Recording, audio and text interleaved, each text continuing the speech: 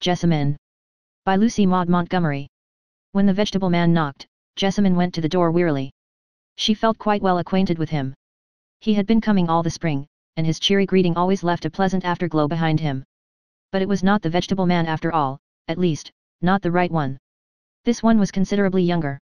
He was tall and sunburned, with a ruddy, smiling face, and keen, pleasant blue eyes, and he had a spray of honeysuckle pinned on his coat. "Want any garden stuff this morning?" Jessamine shook her head. "We always get ours from Mr. Bell. This is his day to come." "Well, I guess you won't see Mr. Bell for a spell. He fell off a loft out at his place yesterday and broke his leg. I'm his nephew, and I'm going to fill his place till he gets round again." "Oh, I'm so sorry, for Mr. Bell, I mean. Have you any green peas?" "Yes, heaps of them." "I'll bring them in." "Anything else?" "Not today," said Jessamine, with a wistful glance at the honeysuckle. Mr. Bell, Jr., saw it. In an instant the honeysuckle was unpinned and handed to her. "If you like posies, you're welcome to this. I guess you're fond of flowers," he added, as he noted the flash of delight that passed over her pale face. "Yes, indeed, they put me so in mind of home, of the country." "Oh, how sweet this is. You're country bred, then? Been in the city long?" "Since last fall. I was born and brought up in the country. I wish I was back. I can't get over being homesick. This honeysuckle seems to bring it right back. We had honeysuckles around our porch at home." "You don't like the city, then?" "Oh, no, I sometimes feel as if I should smother here. I shall never feel at home, I am afraid." "Where did you live before you came here?" "Up at Middleton. It was an old-fashioned place, but pretty. Our house was covered with vines, and there were trees all about it, and great green fields beyond. But I don't know what makes me tell you this. I forgot I was talking to a stranger." "Pretty little woman," soliloquized Andrew Bell, as he drove away. "She doesn't look happy, though. I suppose she's married some city chap and has to live in town. I guess it don't agree with her." Her eyes had a real hungry look in them over that honeysuckle. She seemed near about crying when she talked of the country. Jessamine felt more like crying than ever when she went back to her work.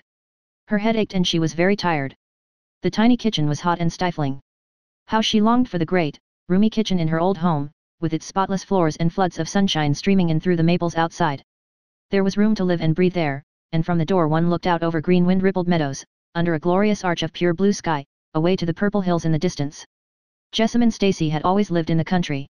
When her sister died and the old home had to go, Jessamine could only accept the shelter offered by her brother, John Stacy, who did business in the city. Of her stylish sister-in-law Jessamine was absolutely in awe. At first Mrs. John was by no means pleased at the necessity of taking a country sister into her family circle.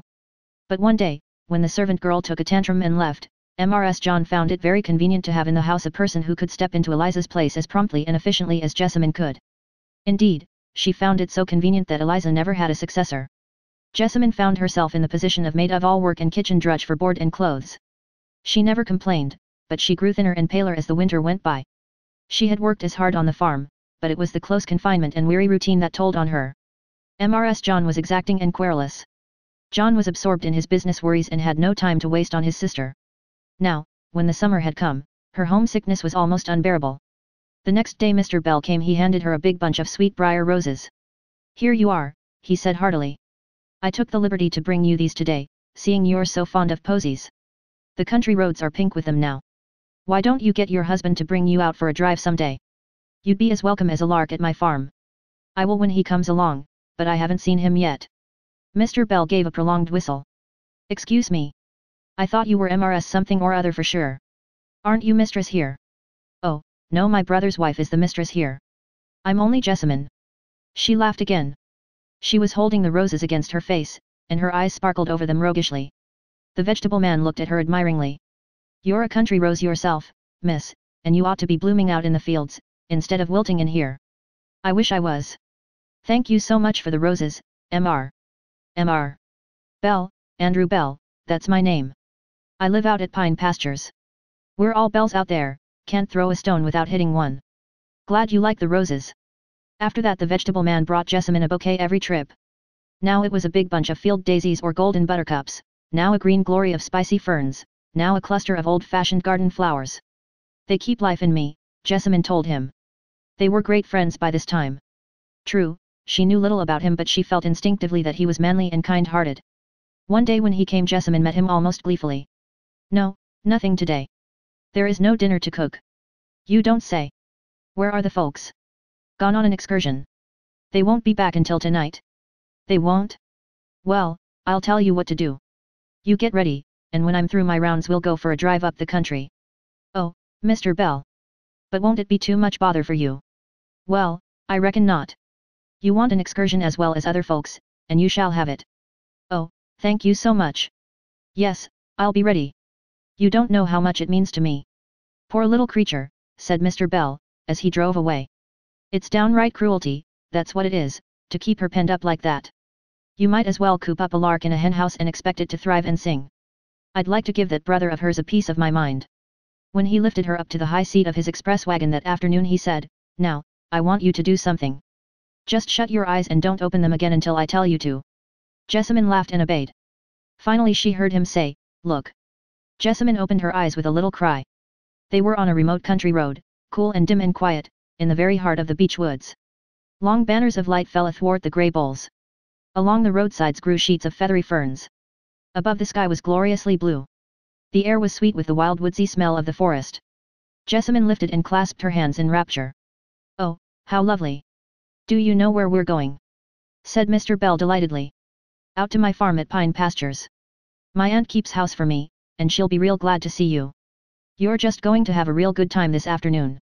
They had a delightful drive to begin with, and presently Mr. Bell turned into a wide lane. This is Cloverside Farm. I'm proud of it, I'll admit. There isn't a finer place in the county. What do you think of it?